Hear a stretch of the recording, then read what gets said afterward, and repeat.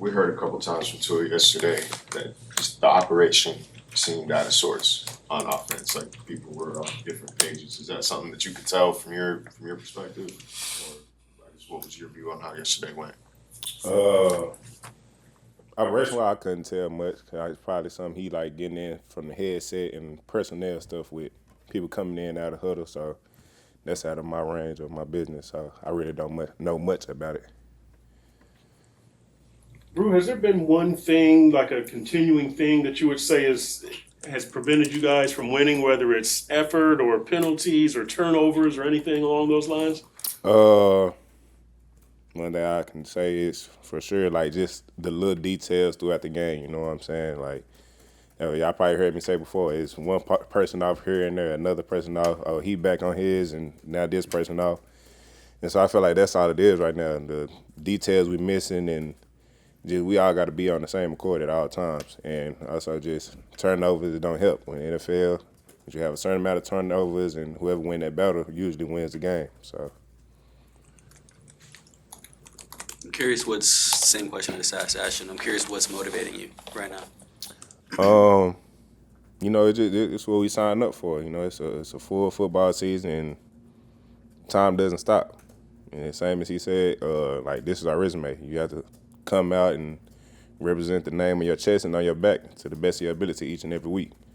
And so I feel like that's the motivation, and to try to keep going. And you never know when the page might turn. You know what I'm saying? Like we 1-6 right now, like 17 games. So you can end up 11-6. And so you just gotta have that optimistic mindset for the future. You mentioned how like sometimes it's just missing the little details, and we often hear players talk about holding each other accountable. But how do you go about holding each other accountable? Just when the issue happen, address them to see where their mind at. Like if you do someone mess up on the play, to just be able to talk through the situation, understand why they messed up on the play, and understand why they messed up in a way that we can fix it for the future so it don't happen again. And so that's how you kind of go about just talking through problems and trying to make sure it's a clear understanding of what needs to be done. In that, I feel like sometimes people can get defensive, right? People, especially at 1-6, people can start finger pointing. How do you, as a leader, avoid that from happening? Just understanding like their frustration isn't coming off like it's not personal. You know what I'm saying? It's frustration because the circumstances we're in at the moment. And so just understand like it's not a pride, it's not an ego thing. It's just they're frustrated, and just having patience with them to understand, like, to be able to communicate. I understand your frustration, but we still have a goal we're trying to accomplish. We're still trying to get somewhere. So besides your feelings and your emotions, your ego at the moment, understand what needs to be done.